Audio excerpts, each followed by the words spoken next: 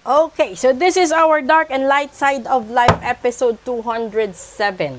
Sa nagtatanong po, meron na hong phone icon sa profile ko. You can directly send an SMS po for inquiries, to book for a full private reading, to book for cleansing rituals and other form of rituals as well.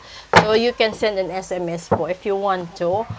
And ayan, dito po tayo sa light side. Alamin po natin mamaya ano yung mga possible solutions.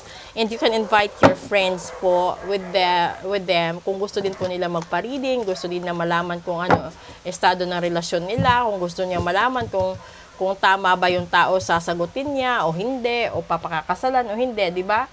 Yun, magtanong kayo muna bago niyo pakasalan. Unang dahilan ng problema, ay, karma agad, ba't ganito? Pangalawa,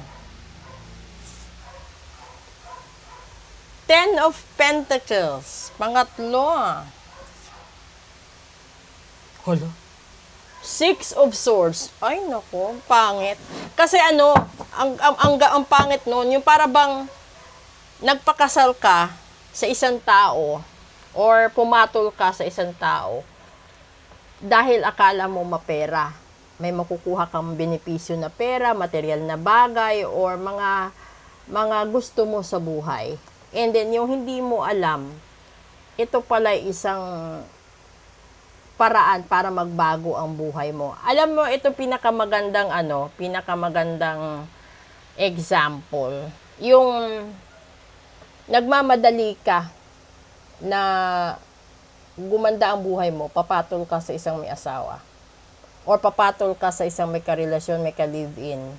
Dahil alam mong mayaman siya, dahil alam mong kaya niya ibigay sa'yo lahat. Ito yun. Yung tahimik mong buhay, yung maganda at simple mong buhay, magbabago. Tignan natin saan niya ito tatamaan. Una, the Five of Wands. That's the conflict. Pangalawa, the Seven of Wands, that is standing on your own ground. And pangatlo, the Tower, that's the chaos of your life. Okay, ayan na, lumabas na sinabi na po ng baraha. So, walang magandang pupuntahan yung pagiging matigas ang ulo, kundi isang matinding problema, isang matinding dagok sa buhay, isang matinding away, no, kasiraan ng buong angkan dahil nauna yung karma. So ibig sabihin, may mga tao kang na-bypass, may mga tao kang hindi nirespeto, may mga taong hindi ka pinakinggan dahil sa larangan ng pera, dahil gusto mong magbago agad ang buhay mo.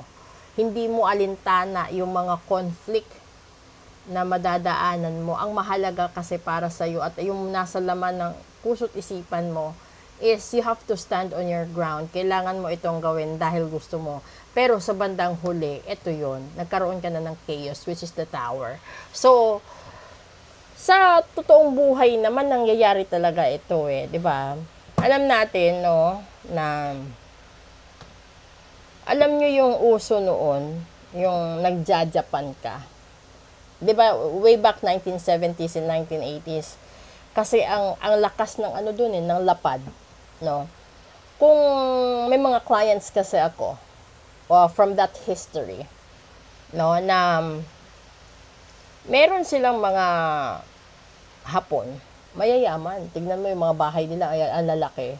Pero nung nahuli sila ng Hapon na may iba silang kinakasama or ka-meet up, no, binabawi sa kanila lahat. Ang minsan pa, pinuputulan na sila ng ulo, pinapatay sila ng Hapon dahil na-discover na meron pa silang iba.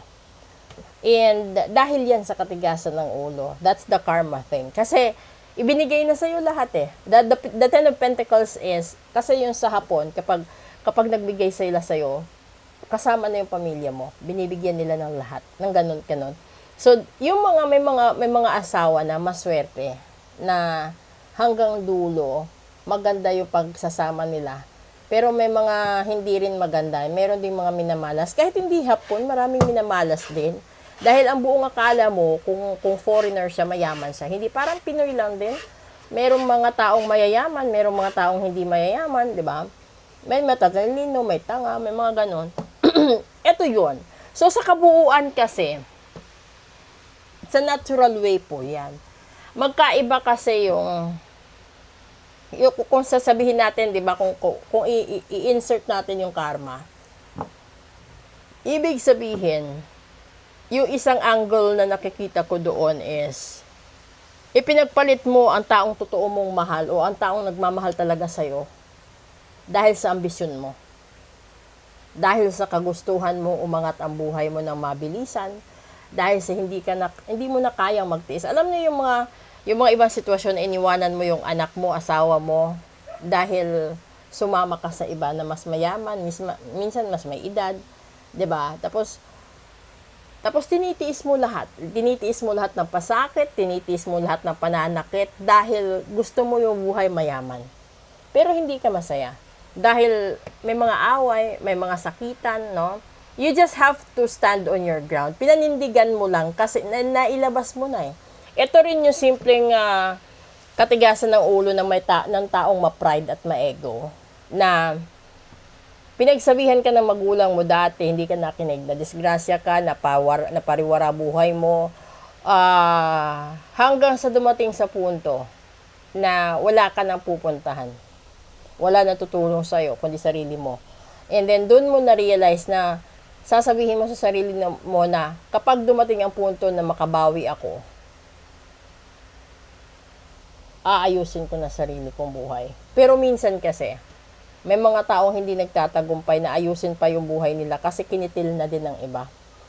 Ito yung mga punto ng buhay na ang dami mo ng kalaban. Ang dami ng taong na humihiling na mawala ka sa mundong ibabaw. Isa na doon yung mga taong pinapabarang ka, pinapakulam, sumpa at ginagayuma ka. So, hindi na natin kontrolado yung mga ganon. No? Hindi pa natin diyan isinasama yung mga pagtatraidor sa negosyo, pagtatraidor sa pagkakaibigan, sa pagsasama, at yung sarili mong magulang or sarili mong kapatid or relatives nagkakaroon ng kaso dahil sa agawan ng mana, hatian ng mana, 'di ba? So, iba-iba ang sitwasyon, iba-iba yung category, iba-iba yung reasons, at iba-iba yung scenario. Pero ito lahat yun. The dark and light side of life is ito yun. So, kung ikaw yung tipo ng tao na nasa ganitong level or nasa ganitong sitwasyon ngayon, yung gagawin mo, tanggalin mo lahat ng barang, kulam, sumpa at gayumat, magpa-cleansing ka, magpalagay ka ng protection ritual, magpa-reading ka din para malaman mo kung sino yung mga taong dapat at hindi mo dapat makasalamuha kasi doon mo makikita na magkakaroon ka ng heads up na ay ito pala, kailangan ko palang maging aware or kailangan ko palang mag ano dito, no? Mag off limit dito kasi baka ipahamak ako nito sa future. Yung iba kasing clients ko, kaya ako na busy lalo dahil gusto nila yung buong taon na. Kasi hindi sila magkakaroon ng panahon na buwan-buwan sila magpapareading. Pero yung iba kasi, every first of the month nagpapareading and yung iba every end of the month nagpapareading. So sa inyo, depende po kung ano po yung gusto ninyo. Pero kung gusto niyo yung buong taon na, magbitbit na kayo ng listahan. Kasi kapag nag-reading tayo, isa-isa kada buwan. So, isa-isang basta isa-isang buwan, kada isang buwan, isang reading, lahat doon. Pero sabay yun, aabot na isa't kalahating oras, depende po. Kapag may nakitang mga unwanted na tao, yun yung dapat mo ipa-remove sa buhay mo. Yung removal na yun is the existence at saka yung vibrations. Kasi kailangan tanggalin.